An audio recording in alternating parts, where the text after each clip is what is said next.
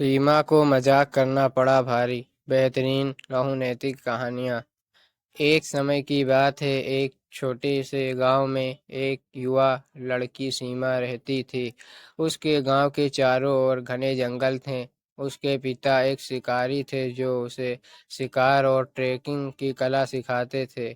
हर दिन सीमा अपने पिता के साथ जंगल में जाकर शिकार और ट्रेकिंग सीखती थी। एक दिन जब वे शिकार करने जा रहे थे, तब सीमा को बोरियत महसूस होने लगी और उसने अपने पिता के साथ एक मजाक करने का फैसला किया।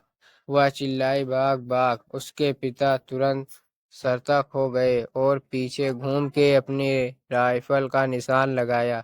लेकिन जब उनको लगा कि यह एक मजाक था, तब उन्होंने सीमा को डांटा और आगे से इस तरह का कोई मजाक न करने के लिए कहा। अगले दिन जब वे एक और शिकार के लिए जा रहे थे, तब सीमा ने फिर से उसी तरह का मजाक की।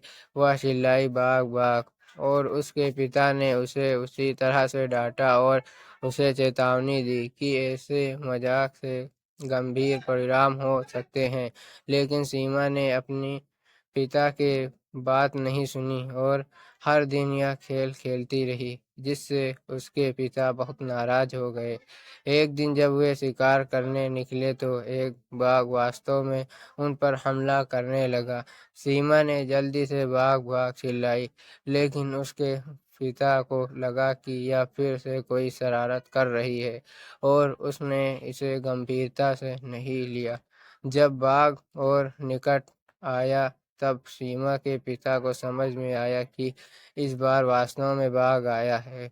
सीमा के पिता ने बाघ को शूट कर दिया, लेकिन सीमा के व्यवहार से बहुत निराश थे। उन्हें एहसास हुआ कि सीमा की लगातार शरारतों ने उन्हें वाकई खतरे में डाल दिया था।